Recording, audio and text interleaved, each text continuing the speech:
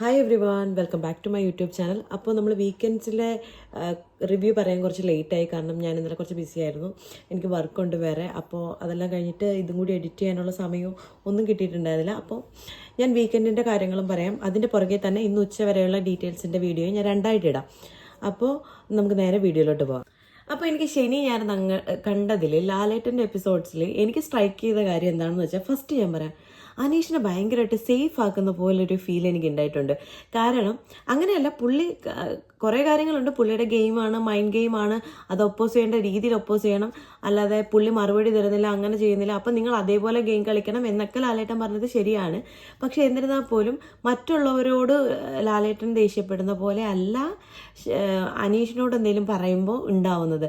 ഇപ്പോൾ ആരോടെങ്കിലും സംസാരിക്കാൻ പറഞ്ഞു എന്ന് വെച്ചോ, അയാൾ സംസാരിച്ചുകൊണ്ടിരിക്കുന്നിടത്ത് വേറൊരാൾ സംസാരിച്ചു കഴിഞ്ഞാൽ ലാലേട്ടൻ അപ്പം തന്നെ എന്ത് ചെയ്യും? ഞാൻ അയാളോടാണ് സംസാരിക്കാൻ കുറച്ചൊരു കനം കൊടുക്കും വോയിസിന്. പക്ഷെ അനീഷ് ഇൻ ബിറ്റ്വീൻ കയറി സംസാരിച്ചപ്പോഴും ലാലേട്ടൻ ഭയങ്കര കനമൊന്നും കൊടുത്തിട്ടില്ല. പുള്ളി കുറച്ചും കൂടി ഇതായിട്ട് സംസാരിച്ചു. അത് സേഫാക്കുന്നതാണോ ഇനി എന്താണെന്നറിയില്ല. അങ്ങനെ ഒരു സംഭവം എനിക്ക് തോന്നി കേട്ടോ. നിങ്ങൾക്ക് തോന്നിയിട്ടുണ്ടോ എന്ന് എനിക്കറിയില്ല. എനിക്ക് തോന്നിയ കാര്യം കേട്ടോ ഞാൻ പറഞ്ഞത്. അപ്പോൾ പുള്ളി പറയുന്നുണ്ട് അയാൾ എങ്ങനെയാണോ അങ്ങനെ തന്നെ പോയിക്കോട്ടെ. പിന്നെ ഈ കൂട്ടമായിട്ടാണല്ലോ നമ്മുടെ അനീഷിനെ ഇപ്രാവശ്യം ആക്രമിച്ചിരിക്കുന്നത്. പരാതിപ്പെട്ടിയിൽ കൂടുതലും അനീഷിനെ കുറിച്ചുള്ള പരാതിയാണുള്ളത്. പുള്ളിയുടെ ഇറിറ്റേറ്റിംഗ് ബിഹേവിയർ കാര്യങ്ങളൊക്കെയാണ് എല്ലാവരും പറയുന്നത്. അപ്പോൾ ലാലേട്ടൻ പറയുന്ന ഒറ്റൊരു കാര്യമേ ഉള്ളൂ, പുള്ളിയുടേതായുള്ള ഗെയിം കളിക്കുന്നു. അപ്പം നിങ്ങൾ നിങ്ങളുടേതായുള്ള ഇൻഡിവിജ്വൽ ഗെയിം കളിക്കാനുള്ളത് ഇൻഡയറക്ട്ലി ലാലേട്ടൻ പറയുന്നുണ്ട്. അപ്പോൾ അതാണ് എനിക്ക് സ്ട്രൈക്ക് ചെയ്തത്. പിന്നെ രണ്ടാമത്തെ കാര്യം പറഞ്ഞത്, നമ്മുടെ ആദില നൂറയുടെ ഇഷ്യൂവിൽ അനീഷിനെ ഞാൻ ഒരിക്കലും സപ്പോർട്ട് ചെയ്യില്ല. കാരണം എനിക്ക് ആദ്യം കണ്ടപ്പോൾ പുള്ളി മൈക്കിൻ്റെ അടുത്ത് വന്ന് നിന്നിട്ട് ഞാൻ അങ്ങനെ ഉദ്ദേശിച്ചാൽ പറഞ്ഞെന്നുള്ള രീതി പറഞ്ഞു.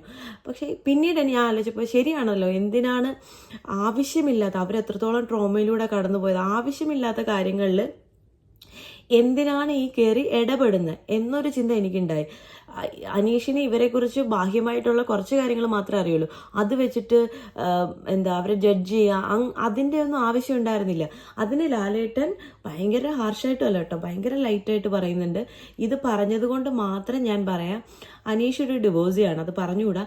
എന്നിരുന്നാലും പറയാം, ഇവരെല്ലാം കൂട്ടം ചേർന്നിട്ട് നിങ്ങൾ ഒരുമിച്ച് അങ്ങനെ ഒരു കാര്യത്തിൽ അവരെന്തെങ്കിലും അഭിപ്രായം പറഞ്ഞു കഴിഞ്ഞാൽ അനീഷിന് എങ്ങനെയായിരിക്കും ഉണ്ടാവുക? അപ്പോൾ അത് കംപ്ലീറ്റ്ലി തെറ്റാണ് ചെയ്തത്. അനീഷിൻ്റെ കയ്യിൽ നിന്ന് വന്ന ഫസ്റ്റ് ഫോൾട്ടാണിത്. അതായത് ആദില നൂറ ഇതെല്ലാം കഴിഞ്ഞിട്ട് പറയുന്നുണ്ട്, എന്താ പറയുക, ഇത് നിങ്ങൾ ഗെയിം ആണെങ്കിൽ ഗെയിം കളിച്ചു, ബട്ട് പേഴ്സണൽ ലൈഫ് വെച്ച് ഗെയിം കളിക്കരുത്. പിന്നീട് എനിക്ക് ചിന്തിച്ചപ്പോൾ തോന്നി, അനീഷ് വന്നിട്ട് ഇവരുടെ അടുത്ത് സംസാരിച്ചതിന് ശേഷം മറ്റേ ബിഗ് ബോസിൻ്റെ അടുത്ത് പറയുന്നുണ്ട് അവർക്ക് പറ്റുമെങ്കിൽ അവരുടെ ഫാമിലിയെ ഒരുമിച്ചാക്കാൻ ഒക്കെ ഉള്ളൊരിത്. അതൊരുമാതിരി വൃത്തികെട്ട ഒരു ഗെയിമായിട്ട് എനിക്കും ഫീൽ ചെയ്തു. പിന്നീട് ഞാൻ ഇവർ പറയുമ്പോൾ അത് കറക്റ്റാണ്, അതായത് അതിൻ്റെ ഒരാവശ്യമില്ല. അതാണ് എനിക്ക് അനീഷിൻ്റെ അടുത്ത് ഇത്രയും ദേഷ്യം വരാൻ ഉണ്ടായ കാരണം. അത് വളരെ മോശമായിപ്പോയി. അതേപോലെ തന്നെ എലിമിനേഷൻ്റെ കാര്യം പറയുകയാണെങ്കിൽ പിന്നീട് ഒരു കാര്യം കൂടെ, എല്ലാവരെയും പിടിച്ചു നിർത്തിയിട്ട് അവരുടെ ഗെയിം എങ്ങനെയൊക്കെയാണ് എല്ലാം ചോദിക്കുകയൊക്കെ ചെയ്തു.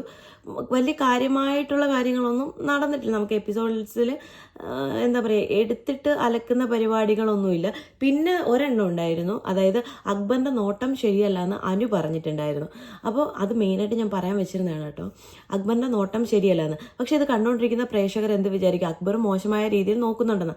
പക്ഷേ അനു അത് ക്ലാരിഫൈ ചെയ്യണമായിരുന്നു. അനുവിൻ്റെ ക്ലാരിഫിക്കേഷൻ കിട്ടിയത് ലാലേട്ടൻ ചോദിക്കുന്ന സമയത്താണ്. ഇനി അത് പറഞ്ഞിട്ടുണ്ടോ ഇല്ലയോ എന്ന് ഞാനും കണ്ടിട്ടുണ്ടായിരുന്നില്ല. അപ്പോൾ ലാലേട്ടൻ ചോദിക്കുമ്പോൾ അനു പറയുന്നുണ്ട് ദേഷ്യത്തോടെയുള്ള ഇറിറ്റേറ്റ് ആയിട്ടുള്ള നോട്ടം നോക്കുന്നതാണ് പ്രശ്നം എന്ന്. അങ്ങനെയൊക്കെ ഓരോ സ്റ്റേറ്റ്മെൻറ്റ് ഇറക്കുമ്പോൾ സൂക്ഷിച്ചിറക്കണം എന്ന് ലാലേട്ടൻ പറഞ്ഞിട്ടുണ്ടായിരുന്നു.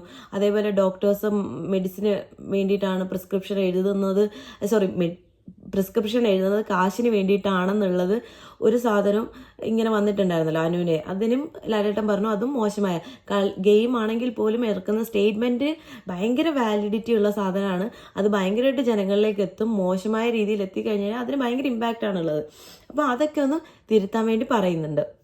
അപ്പോൾ ഇത്രയും കാര്യങ്ങളാണ് അവിടെ നടന്നത്. പിന്നെ നേരെ വരികയാണെങ്കിൽ എലിമിനേഷനിലേക്ക് ഞാൻ ഉദ്ദേശിച്ചത് 3 പേരെ ഉദ്ദേശിച്ചതിൽ ഒരാൾ തന്നെയാണ് എലിമിനേറ്റ് ആയിരിക്കുന്നത്. പക്ഷേ ഈ ഫസ്റ്റ് വീക്കിൽ തന്നെ എലിമിനേറ്റ് ആവുമെന്ന് പ്രതീക്ഷിച്ചിട്ടുണ്ടായിരുന്നില്ല. നമ്മുടെ മുൻഷി രഞ്ജിത്താണ് എലിമിനേറ്റ് ആയത്. പുള്ളി എനിക്ക് അത്ര വലിയ കാര്യമൊന്നും ഉണ്ടായിരുന്നില്ല. പക്ഷെ പുള്ളി ഇറങ്ങിയ സമയത്ത് പുള്ളിയുടെ മുഖമൊക്കെ പോയപ്പോൾ എനിക്ക് വിഷമമുണ്ടായി. അതിലും സങ്കടവും ഒരു ഇതും ഉണ്ടായി. പുള്ളി നല്ലൊരു മനുഷ്യനാണെന്ന് തോന്നിപ്പോയി. കാരണം പുള്ളി എഴുതിയ ലാലേട്ടൻ അന്നത്തെ സെഗ്മെൻറ്റിൽ ഇവർക്ക് പരാതി എഴുതി ലാലേട്ടന് കൊടുക്കാമായിരുന്നല്ലോ. ഒരു പരാതി പെട്ടിയിൽ ഇവരെല്ലാവർക്കും അവർക്ക് എന്താണോ പരാതി അത് ചെറിയ ഇതിൽ എഴുതി കൊടുക്കാമായിരുന്നു. ആ പരാതിയിലാണ് എല്ലാവരും കൂടെ അനീഷിനെ കോൺട്ര ചെയ്ത് പരാതി എഴുതിയിട്ടുണ്ടായിരുന്നത്. അതേപോലെ തന്നെ നമ്മുടെ ഷാനവാസ് അക്ബറിനെ എന്നും പറഞ്ഞിട്ട് എഴുതിയിട്ടുണ്ടായിരുന്നു. ക്യാമറയിൽ ചെറുതായിട്ട് ഞാൻ കണ്ടുള്ളൂ. അതിനെക്കുറിച്ചൊന്നും ചോദിച്ചിട്ടില്ല, പറഞ്ഞില്ല. അപ്പോൾ അതുകൊണ്ട് എനിക്ക് അറിയത്തില്ല. പിന്നീട് പറഞ്ഞത് അതേപോലെ ഈ മുൻഷി ഇപ്പം എലിമിനേറ്റ് ആയതിനു ശേഷം ലാലേട്ടൻ്റെ അടുത്ത് വന്നപ്പോഴത്തേക്കും ലാലേട്ടൻ പറഞ്ഞു, ഞാൻ ആ കത്ത് വായിക്കാം, പരാതി എന്താണെന്ന് അറിയണമല്ലോ എന്ന് വെച്ചു. അപ്പം മുൻഷിക്കെതിരെ പരാതി കൊടുത്ത രണയാണ്. പുള്ളി ഭയങ്കര റൂഡാണ്, പുള്ളിക്കാരിയോട് ഭയങ്കര ഇതായിട്ടാണ് സംസാരിക്കുന്നത് എന്നൊക്കെയുള്ള രീതിയിൽ. അപ്പോൾ മുൻഷി അതിനുള്ള എക്സ്പ്ലനേഷൻ കൊടുക്കുന്നുണ്ട്. ആദ്യം സംസാരിച്ചപ്പോൾ അത് ഇഷ്ടപ്പെട്ടില്ല രണയ്ക്ക്, അതുകൊണ്ട് ഞാനൊരു ഡിസ്റ്റൻസ് കീപ്പ് ചെയ്തതാ എന്നുള്ള രീതിയിൽ, അല്ല ദേഷ്യമോ വിദ്വേഷമോ ഒന്നും എനിക്കില്ല എന്ന് പറയുന്നുണ്ട്. അപ്പം അത് കഴിഞ്ഞിട്ട് മുൻഷിയുടെ കത്ത് വായിക്കുകയാണ്. ലാലേട്ടനോട് പറയത്തക്ക വിധ പരാതികളൊന്നും തന്നെ എനിക്കിവിടെ ഉണ്ടായിട്ടില്ല. അതൊരു വലിയ മനസ്സിൻ്റെ, ലാലേട്ടൻ തന്നെ പറയുന്നു, അത്രയും വലിയ മനസ്സായിട്ടല്ലേ പുള്ളിക്ക് അതങ്ങനെ പറയാൻ തോന്നിയത്. ഞാനും ഞെട്ടിപ്പോയി, എനിക്കും ഭയങ്കരമായിട്ട് ഇതായിപ്പോയി. എനിക്കൊന്ന് കേൾക്കുന്നവർക്ക് എല്ലാവർക്കും ഒരു എന്തോ ഒരു സാധനം വർക്കാവും അവിടെ, എന്താ അറിയില്ല, പുള്ളിയോടൊരു ഇതുണ്ടാവും. അപ്പോൾ പുള്ളി കയറിയപ്പോഴോ അവിടെ നിന്നപ്പോഴോ ഉള്ള ഒരു സാധനമല്ല പുള്ളി ഇറങ്ങിയപ്പോൾ കൊണ്ടുപോയത്. പുള്ളി ഭയങ്കര എല്ലാവരുടെയും ഒരു ഹൃദയം കീഴടക്കിക്കൊണ്ട് അവിടെ നിന്ന് ഇറങ്ങിയത്. കുറച്ച് നാളെ ഉള്ളെങ്കിലും പുള്ളിക്ക് എല്ലാവരുടെയും ഒരു പ്രാർത്ഥന ഉണ്ടാവും എന്ന് ഞാൻ പ്രതീക്ഷിക്കുന്നു. അത്രയ്ക്ക് നല്ല മനസ്സായിട്ടാണ് പുള്ളി ആ ഒരു 2 വാക്കിൽ എഴുതിയത്. നല്ലൊരു കാര്യം, എനിക്ക് ഭയങ്കരമായിട്ട് ഇഷ്ടപ്പെട്ട ഒരു കാര്യമായിരുന്നു വീക്കെൻഡ് എപ്പിസോഡിലെ ഈ കുറച്ച് കാര്യങ്ങൾ. നിങ്ങൾക്ക് വീഡിയോ ഇഷ്ടപ്പെടുകയാണെങ്കിൽ please do like, share and subscribe. And നിങ്ങളുടെ അഭിപ്രായങ്ങൾ കമൻറ്റ് ചെയ്യുക. അപ്പോൾ thanks for watching. Bye bye.